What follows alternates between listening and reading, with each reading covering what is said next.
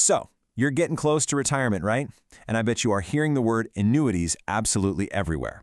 But what if the advice you're getting is leaving out some really critical details? In this explainer, we're going to give you the insider's guide, the stuff you really need to know to handle these tricky products and make smart choices for your future. Okay, let's get into it. Let's start with the big one, the question that's on pretty much everyone's mind. How can you make sure you have a steady, reliable paycheck for the rest of your life? I mean, that's the dream, right? It's the core promise that makes annuities sound so good, but as we're about to see, the devil is always in the details. So what even is an annuity? Well, at its most basic level, it's a contract you make with an insurance company. You give them a chunk of your money, and in exchange, they promise to pay you back a steady stream of income over time. The whole goal is pretty simple, to make sure your money lasts as long as you do. Now let's talk about why this whole idea is so compelling. It's not just about getting a paycheck. It's about facing down two of the biggest fears people have about retirement: running out of money and, the potentially massive cost of long-term care. Take a look at this number, 70%. That is a huge figure, and it represents a major financial risk that most of us are going to have to deal with in our lifetime. But what is it? Yep, that 70% is the statistical chance you may need some kind of long-term care, and we're talking about expenses that can easily run into the hundreds of thousands of dollars. A well-designed annuity can actually be a tool to help cover those costs without you having to sell off everything you've worked for. That's a powerful reason people look into them. But, and this is a big but, here's where we get to the insider's guide part of this whole thing. See, annuities aren't some simple magic wand. There are all these hidden traps, especially when it comes to taxes and the super complex contract details that can trip up even the smartest planners out there. We're going to zero in on 3 of the biggest tax traps. And what's really crucial to understand is that these aren't separate issues. You got to think of them like a domino effect. A perfect storm where one problem triggers the next, and all of a sudden you're hit with a giant tax bill you never saw coming. First up, let's talk about required minimum distributions, or RMDs. Thanks to the Secured 2.0 Act, the age when you have to start taking these mandatory withdrawals from your retirement accounts has changed. The new magic number is 73. Okay, now what's really fascinating here is the timing trap this creates. So picture this. You turn 73 and you know you have to take your first RMD. The rule says you can wait until April 1st of the next year, so you wait. But then December of that next year rolls around and you realize your second RMD is due by the end of this year. Bam! You've just been forced to take 2 big taxable distributions in a single year and your tax bill just went through the roof. And that artificially high income from that double RMD year? Well, that leads us straight into our second trap, IRMAA. It's a mouthful, I know. It stands for Income-Related Monthly Adjustment Amount. Basically, it's a surcharge on your Medicare premiums.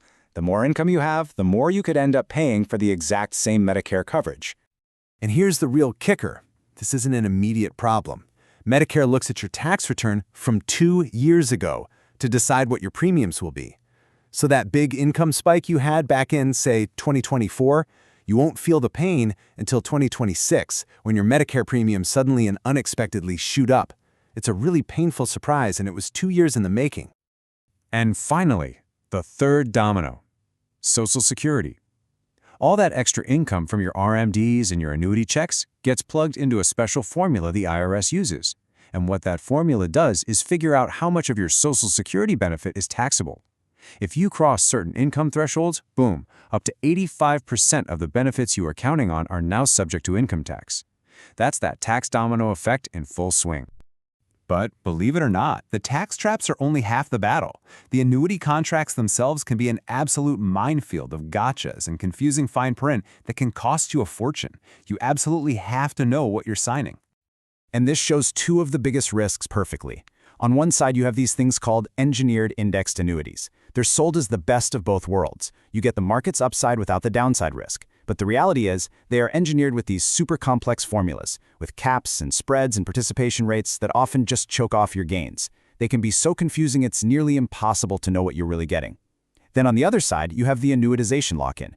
This is the point of no return. The second you flip that switch and turn your lump sum into income, it's an irreversible decision. You lose control of that principal forever. If a big emergency pops up, that money is gone.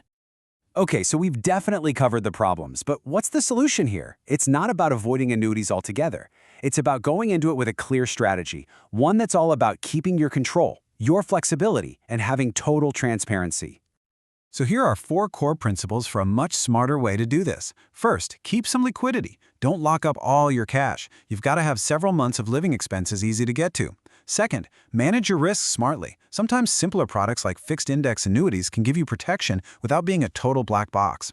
Third, you have to be a cost-conscious shopper. High fees are an absolute killer for your returns, so always compare. And finally, think strategically about how you'll take care of your survivors. Planning for a spouse who might outlive you involves a really key trade-off. A joint life policy will provide income for both of your lives, but that guarantee costs you something, a lower monthly payout. A single life policy pays more, but the checks stop when you pass away. A more flexible strategy could be to take that higher single life payout and use a small piece of it to buy a separate life insurance policy for your spouse. This can often give them a lot more control and flexibility down the road. So, after covering the promise, the perils, and the path forward, what is the single most important idea you should take away from all this? It's this right here. The goal isn't to go hunting for some mythical, perfect product that solves everything. The real goal is to build a retirement plan that's coordinated, a plan that manages your different income streams, that sees those tax traps coming, and most importantly, that protects your financial flexibility. It's about having a strategy, not just buying a product. And that really leaves us with one final question for you to think about. Take a hard look at your own retirement strategy. Is it built on clear, easy-to-understand principles that put you in control? Or is it based on a bunch of complex products that kind of hide the real costs and risks? The answer could make all the difference in the world. Thanks so much for joining us for this explainer.